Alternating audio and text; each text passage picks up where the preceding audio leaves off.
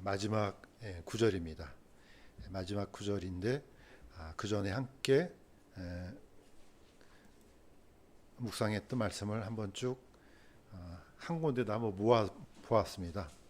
이거는 같이 한번 우리가 읽어보도록 하겠습니다. 자, 마가복음 6장, 마태복음 6장 9절에서 13절까지입니다. 자, 시작. 하늘에 계시는 우리 아버지여, 아버지의 이름이 거룩히 여겨지게 하옵시며 아버지의 왕국이 임하옵시며 아버지의 뜻이 하늘에서 이루어진 것 같이 땅에서도 이루어지이다.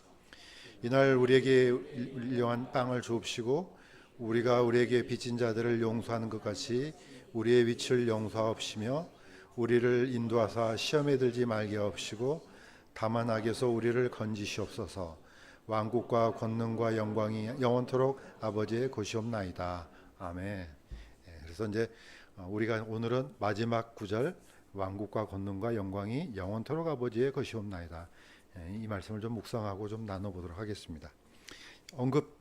이미 언급했지만은 예수님께서 가르쳐 주신 기도는 단순한 기도뿐만 아니고 기도의 원리, 그 다음에 하나님을 어떻게 경외해야 되는지, 또 우리는 이 땅에 살면서 어떻게 기도해야 되는지, 또 거기다가 이 기도 안에는 우리가 영화로운 몸이 될 때까지, 또 주님께서 오셔서 천년왕국으로 들어갈 때까지의 어떤 역사의 과정들이 사실 다 녹아 있습니다. 그러니까 보통 우리가 하는 기도하고는 약간 틀리죠. 단 뭐냐면은 우리가 이제 이런 기도를 묵상할 때 아무 의미 없이 그냥 이걸 암송만 한다면은 그게 무슨 유익이 있겠습니까? 주님께서 가르쳐 주신 이 기도를 먼저는 이제 묵상을 하지만은 이 속에 이제 하나님께서 예수님께서 가르쳐 주신 그 뜻과 의미를 우리가 잘 새겨서 우리가 이제 이런 원리대로 또 기도하고 또 예수님께서 오시는 그날을 이렇게 소망하면서 산다면은 이 말씀이 우리한테는 큰 힘이 되리라고 믿습니다. 자, 이제 한번 보도록 하겠습니다. 사실 이게 성경적으로 보면요, 이 단어 왕국, 킹덤, 이거는 뭐 성경 전체를 감싸고도 남는 용어이기도 합니다. 뭐 확장성이 엄청나죠. 그 다음에 이제 관통력도 있고요. 그러니까 이거는 뭐 세상이 역사가 시작된 이래로 끊임없이 지금 우리하고도 과거, 현재, 또 미래하고도 끊임없이 연결된 단어이고, 또 왕국이라는 단어를 놓고 봤을 때 이게 묵상할 수 있는 이 범위가 너무 많죠. 왜냐, 이건 또 보이는 왕국이냐, 보이지 않는 왕국이냐, 어떤 종류냐, 어떻게 통치하느냐, 주권이 누구냐, 소유권이 누구냐, 굉장히 다양합니다. 자, 어쨌든 사람의 지금 인류의 사람이 시작되어서 이제 여러 종류의 왕국들이 있어 왔고, 이제 우리가 잘 알고 있는 것처럼 마지막에 가까이 오면은 하나님의 왕국이 임하죠. 메시아가 통치하는 그런 나라가 임합니다. 오는데 이제 우리가 지금까지 예수님께서 비유로 말씀하셨을 때 하늘의 왕국은, 하나님의 왕국은 마치 이렇게 하면서 6가지 7가지 종류로 이제 얘기를 하셨습니다. 자, 이제 마지막 이제 보시면은 하나님의 왕국은 나중에 어떻게 합니까? 양과 염소로 분리된다. 그러니까 이제 물고기를 잡아서 다 분리하는 것처럼 분리가 이제 마지막에 일어나죠. 이 분리가 끝나면 이제 드디어 하나님의 이제 통치가 이제 시작됩니다. 이것도 역시 마태복음에 이제 기록되어 있습니다. 자, 그렇다면은 먼저 그러면 세상의 킹덤을 한번 보도록 하겠습니다. 하나님의 킹덤이 있지만은 역시 세상도 킹덤이 있습니다. 구체적으로 이제 살펴보면은 이게 이제 사실 창세기 10장에 보면 나옵니다. 창세기 10장 6절에서 10절까지인데 제가 읽겠습니다. 함의 아들들은 구스와 미스라임과 북과 가나안이요, 구스가 니무롯을 낳았는데 그의 왕국의 시작은 신할 땅에 있는 바벨과 에렉과 아깝과 갈레였으며, 이렇게 되어 있습니다. 세상에서 바라보는 역사하고 성경에서 알려주는 사실은 약간 틀리죠. 그렇지만 이제 우리가 상식적으로 노아 방주가 아라랏산, 그게 어딘지는 모릅니다. 아라랏산에 머물렀는데 어떤 산이 아니죠. 거대한 이제 산맥, 산지로 보면 되죠. 지금도 사람들이 그게 어디 있는지 막 찾고 다니고 있더라고요.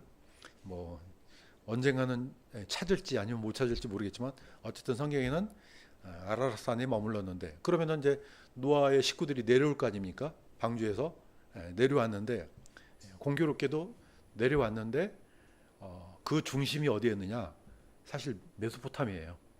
여기 보면은 이제 셈과 함과 야벳이 있는데, 특히 이제 함의 아들의 이름이 나옵니다.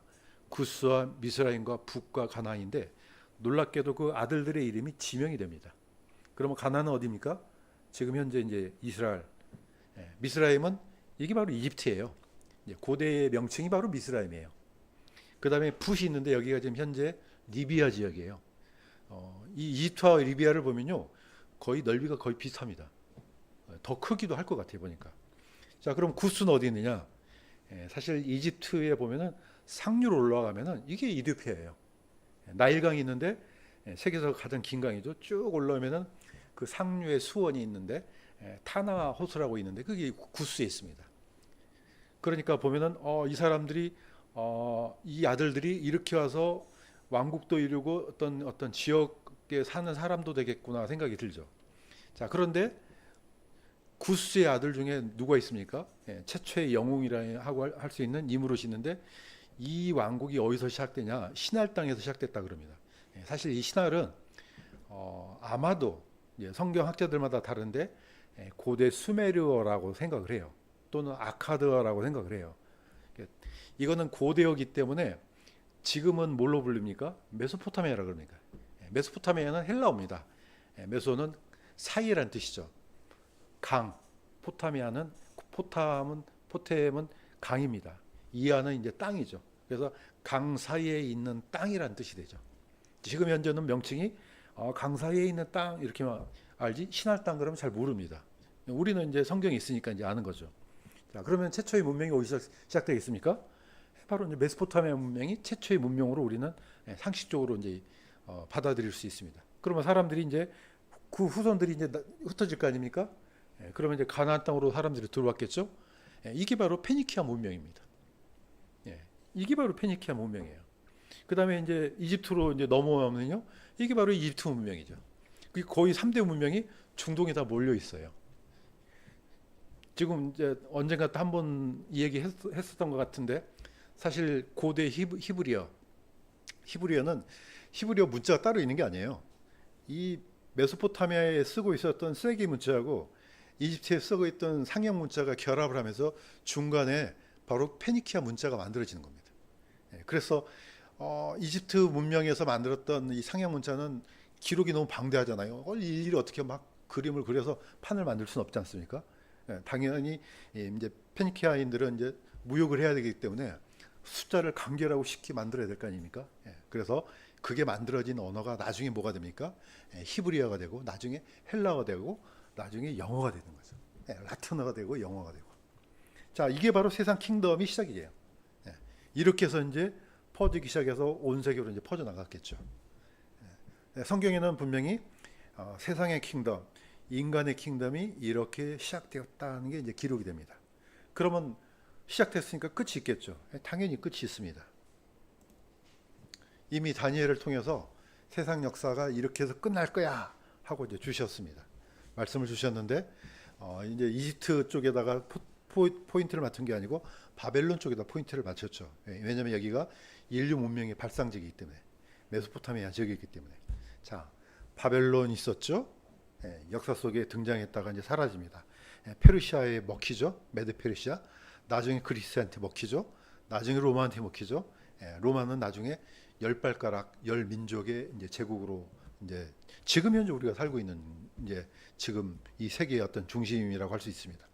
우리는 가끔 아니 미국이 세상에서 가장 힘이 센데, 미국도 역시 유럽의 후손들이죠. 영국, 프랑스가 건너가서 만들었기 때문에 역시 여전히 유럽의 한 통속이라고 볼 수 있습니다. 그러니까 여전히 우리는 지금 이 중심지 안에 있습니다. 그런데 이제 나중에 다니엘서에 보면 어떻습니까?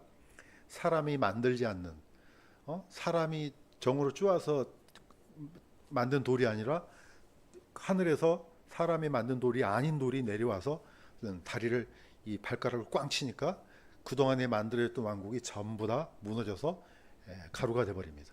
이게 세상 킹덤의 이제 마지막이죠. 사실 우리는 성경을 통해서 이 모든 것을 다 알 수가 있습니다. 우리 스스로는 절대로 알 수가 없죠.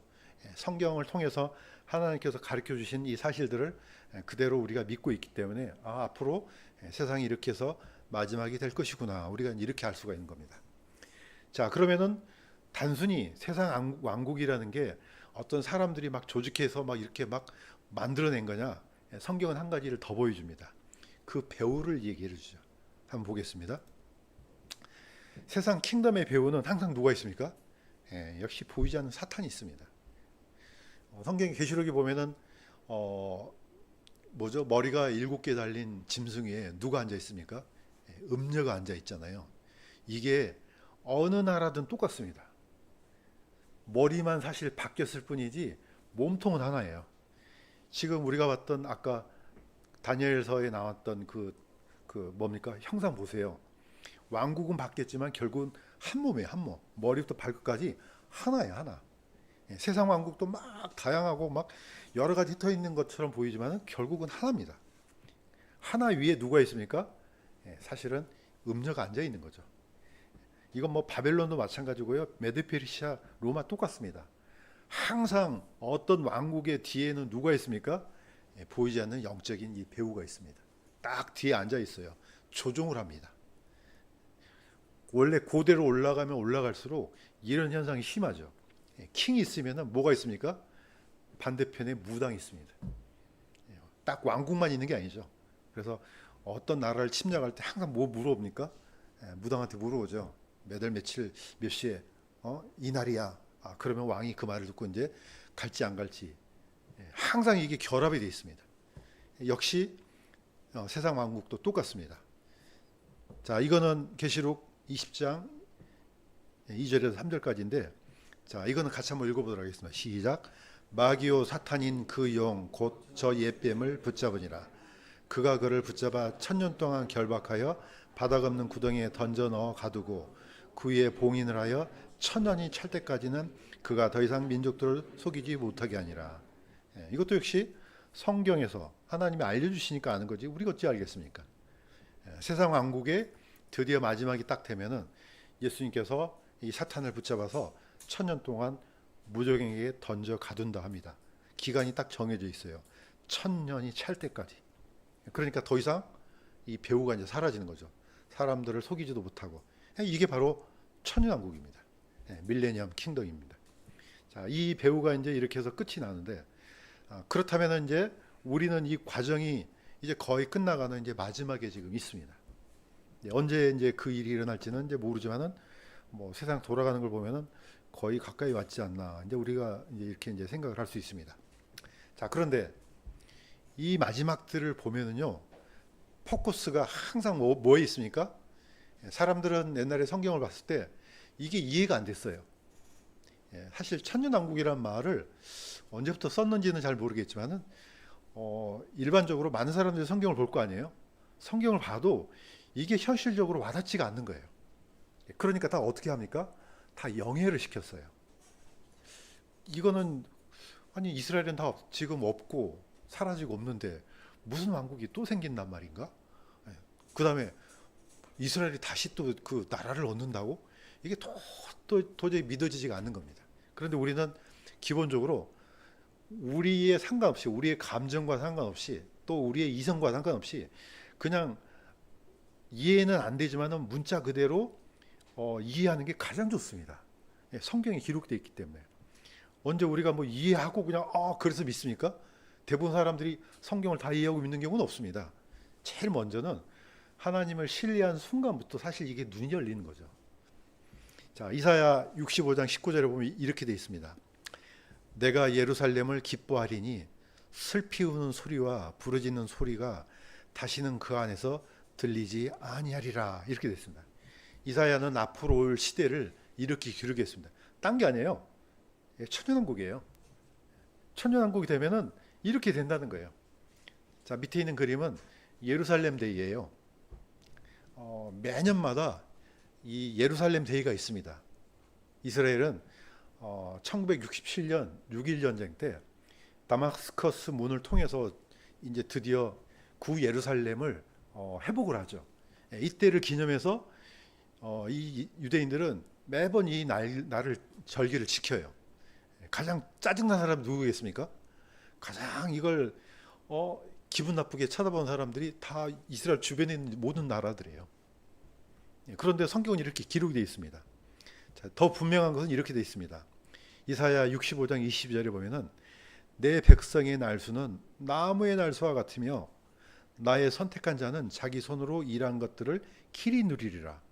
성경을 있는 그대로 보면은 사람의 수명이 누구랑 같다고요? 나무의 수명과 같대요. 그러면 그런 사람들이 있습니까? 지금까지 물론 저기 노홍수 이전에는 무두살라는 969세를 살고 그 정도 되겠지만은 이걸 문자 그대로 믿는 사람이 누가 있겠습니까? 그렇지만은 우리는 문자 그대로 믿어야 됩니다. 이 날이 바로 천유왕국이에요. 이 날은 어떻습니까? 우리는 어떻습니까? 그리스도인들은 변화되기 때문에 생명이 뭐 길고 짧고 없어요. 그 순간부터 영원입니다. 그렇지만은 천년왕국에 우리만 들어갑니까? 영원한 몸으로만 들어간 사람이 있는 게 아니고 또 있습니다. 이스라엘 백성들, 선택받은 드디어 예수님을 메시아를 기다렸던 그 남은 자들이 들어갑니다. 물론 또 이방인들 중에서도 남은 자들이 들어갑니다. 자, 이때 그 들어갔던 사람들은 수명이 길어진다고 나옵니다. 저는 시골에 저희 동네에 천년수가 살았어요. 진짜 천년을 살았는지 어쩐지도 모르겠지만 아무튼 거의 아름들이 느쳐나와 있어요. 그래서 비석도 세워놓고 그랬습니다. 왜냐, 나무의 날수가 거의 천년이 됐다 해가지고 막 보니까 그 정도 될 것 같아요. 자, 그러면 이 사람은 지금 만약에 이 나무가 천년이 맞다면은 언제부터 생겼던 거겠죠? 누가 심었는지. 이 정도로 사람의 날수가 길어지는 날이 언제입니까? 바로 천년왕국입니다. 아직 오지 않았지만은 이 날이 된다는 겁니다. 자, 이렇게 해서 이제 하나님의 왕국이 이렇게 이런 과정을 거치고 이렇게 해서 이제 만들어진다, 완성된다. 예수님께서 가르쳐 주신 기도 안에 사실 이게 들어 있습니다. 이렇게 기도해야 돼. 왜냐, 이 날이 반드시 올 것이고 또 그게 우리의 소망이니까 이 기도를 갖고 소망을 가지라는 겁니다. 자, 그러면 자, 이제 하나님께서 예수님께서 마무리를 하지 않습니까? 왕국과 권능과 영광 얘기합니다. 이 권능은 뭐 포커스를 항상 하나님의 권능하면은 뭐 여러 가지가 있지만 항상 이스라엘로 맞추면 됩니다. 하나님께서 출애굽기 13장 3절에 보면은 모세가 이스라엘 백성들한테 이렇게 얘기했습니다. 모세가 백성에게 이르되 이 날을 기억하라. 너희가 이 날에 이집트 곧 속박이 집에서 나왔나니 주께서 선의 권능으로 너희를 이곳에서 데리고 나오셨느니라. 사실 하나님께서는 지금까지 한 번도 본 적이 없는 기적과 이사를 이때 보여주셨습니다. 그 이후 이전도 아니고 그 이후도 사실 이런 기적은 안 보여주셔요. 모세를 통해서 10가지 재앙을 보여주셨고 바다가 갈라져서 백성들이 직접 걸어갔습니다. 이거는 그 전에도 없었고 그 이후에도 없었어요. 이게 다 뭡니까? 하나님의 권능입니다. 하나님께서 이런 능력을 베푸셔가지고 바로 너희들이 지금 존재하고 있는 것이야. 지금 이겁니다. 그러니까 제가 계속해서 반복하지만은 지금 현재 이스라엘은 단순한 민족이 아니죠. 모든 역사를 다 갖고 있는 민족이에요. 아예 이 민족의 존재 자체가 하나의 증거입니다. 증거. 어떻게 보면 구약 성경을 없어도 저 민족이 있는 순간 이 스토리가 사실이구나. 우리가 이렇게 받아들일 수 있습니다. 자, 그 이면에 누가 있습니까? 뒷면에 하나님의 권능이 있습니다. 하나님의 권능이 이 민족을 붙들고 있구나. 근데 참 아이러니컬하게 이스라엘 백성들은 정작 자기네들은 잘 몰라요. 이거 어쩌면 좋습니까? 자기네들은 모르고 자기네들은 보지도 못하고 하나님이 예수님이 자기 백성들한테 오셨는데 정작 이 사람들은 눈이 가려져 가지고 그분이 누군지를 몰랐습니다. 너무나 안타까운 일이죠. 자, 하나님의 영광. 자, 왕국 있죠, 이제. 권능, 영광. 사실 이 단어가요, 좀 어려운 것 같아요. 번역이 굉장히 어렵다고 봐요. 이 영광, 영어로는 글로리 그러면은 이미지가 뭡니까? 빛나는 거 이렇게 보잖아요. 막 이렇게. 뭐 그것도 맞는 것 같아요. 그런데 이 영광이란 단어는 무겁다는 뜻입니다.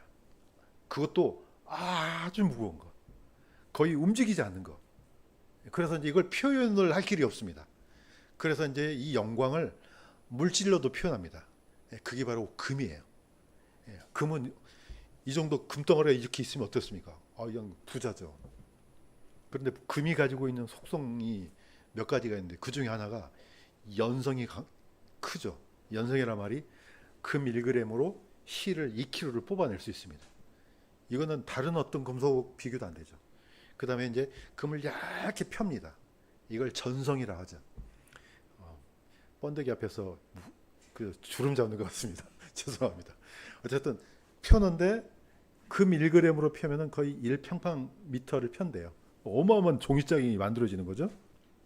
바로 이렇게 만들어진 속성 때문에 이 법계를 다 금으로 싼 겁니다. 저기 그 뭐죠? 막대기도 금으로 싸고 다 싸고. 단 뭐냐?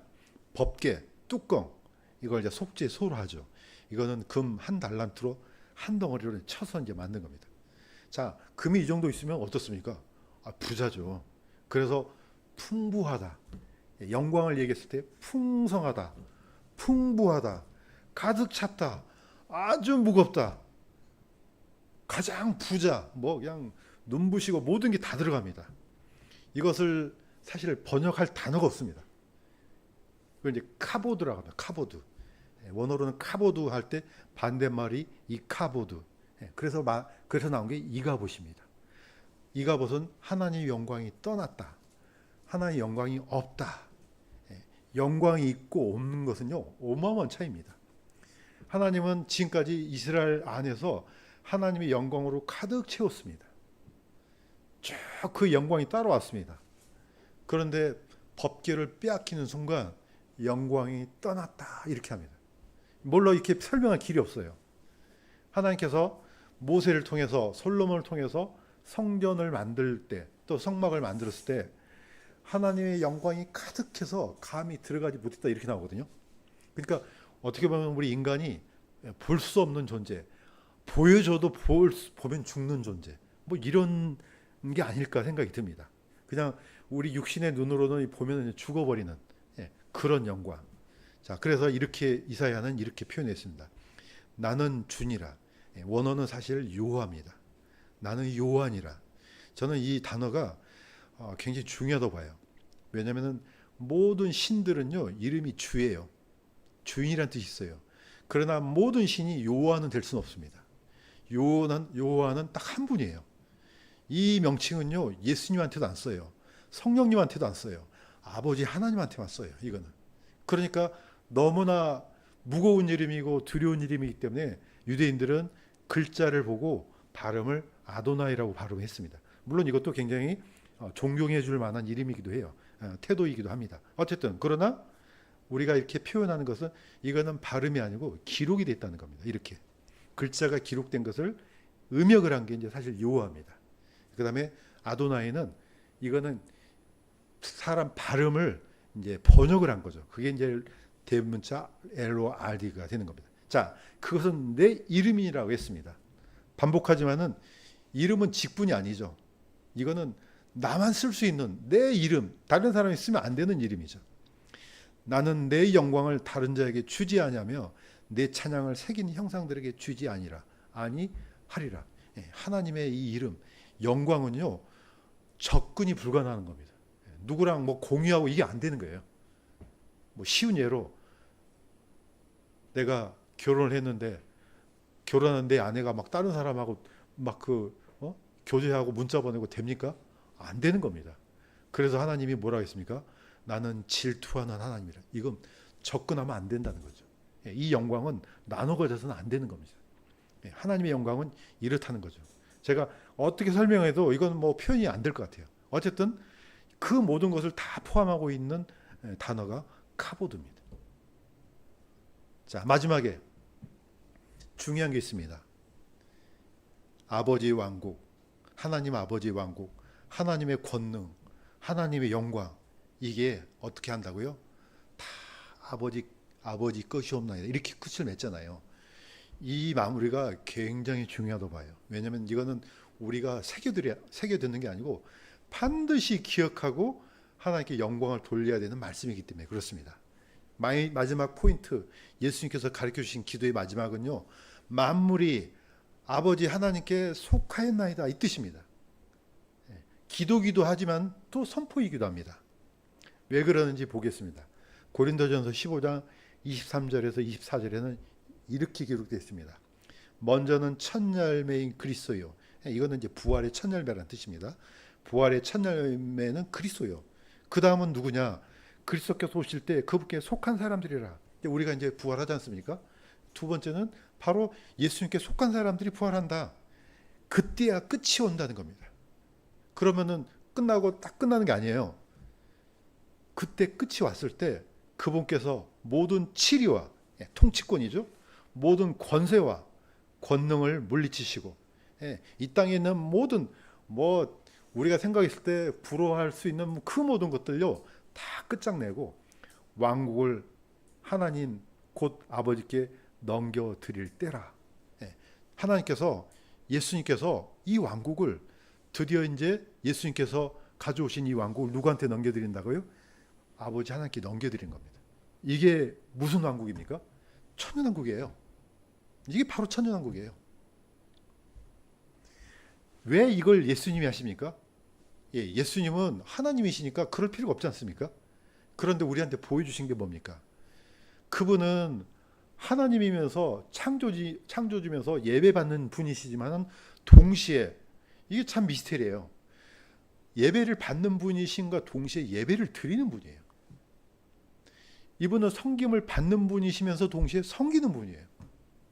그래서 영어로는 이걸 번역이 안 되니까 저번에 얘기했지 않습니까? Servant King이라고 했습니다. 섬기는 왕, 왕은 섬김을 받는데 섬기는 왕. 예수님은 부활하셔서 첫 열매가 돼서 바쳐주셨어요. 이거는 하나님께 다 바쳐진 거잖아요. 첫 열매로. 항상 성경에서 끊임없이 강조한 게 뭡니까? 하나님은 이 주권에 대해서 민감하세요. 우리는 그게 민감합니까? 그런데 하나님은 창조주이시기 때문에 아주 민감하세요. 우리는 이걸 약간 좀 생각을 해볼 필요가 있습니다. 우리는 피조물이고 어차피 그런 능력이 없고 신경도 안 쓰잖아요. 하나님은 이걸 건들거나 이걸 모독하거나 이걸 훼손시킨 사람은 가만두지 않습니다. 그래서 어떻습니까? 너희가 가나안 땅에 들어가서 농사를 지었을 때 첫 열매, 농사를 짓건 그게 짐승이든 뭐든 간에 첫 번째는 반드시 하나님께 가져와라. 이 명령을 들으신 이유는 이 모든 것이 내 것이야 이겁니다. 사실 예배입니다. 예배. 이게 다 예배의 원리입니다. 그냥 가서 예배할 때 찬양 드리고 기도하고 이게 예배가 아니에요. 이 고백이 반드시 들어가야 됩니다. 예배는 뭐냐? 나의 모든 것은 하나님의 것입니다. 이거 지금 고백하고 시작된다는 거죠. 예수님께서 이걸 보여주셨습니다. 그래서 첫 열매가 되셔서 하나님께 자신을 드리셨습니다. 그래서 항상 제가 강조하지 않습니까? 구약의 절기 중에 초실절과 오순절은 똑같아. 초실절은 예수 그리스도의 몸이 첫 번째로 부활한 날이요. 오순절은 교회를 드리는 날이에요. 교회를. 그러니까 어차피 교회가 예수님 몸의 부분이니까 당연히 드려지는 게 마땅한 거죠. 항상 절기는요. 그걸로 전부 다 이렇게 어떻게 보면 원리가 지금 만들어져 있습니다. 나팔절도 중요한 이유가 뭡니까? 7번째 날 첫날이기 때문에 중요한 거죠. 첫날 드려라. 첫날 월삭이지 않습니까? 이 첫 번째 날을 드리는 게 그러니까 나팔을 부는 것이지 나팔은 중요한 게 아닙니다. 나팔을 부는 이유가 중요한 거죠. 똑같습니다. 초막절도 초막절 첫날 마지막 날 다 주님께 드리는 겁니다. 이렇게 해서 만물이 하나님께 속하였나이다 이 고백이 나온다는 겁니다. 그래서 나중에 천년왕국 때는요 모든 절기가 다 사라지고 딱 두 가지만 남습니다. 첫 번째는 유월절, 마지막은 초막절. 두 가지만 나와요. 자, 이 초실절이 유월절이 왜 중요합니까? 예수님께서 희생하셨지 않습니까? 마지막은 그 마지막 절기는 끝이기 때문에 이방인들이 지키러 와야 되는 겁니다. 자, 이렇게 해서 모든 것들이 하나님 것입니다. 이겁니다. 사실 이런 고백은 쉽지가 않지만은 이걸 마음에서 진정으로 하나님 맞습니다.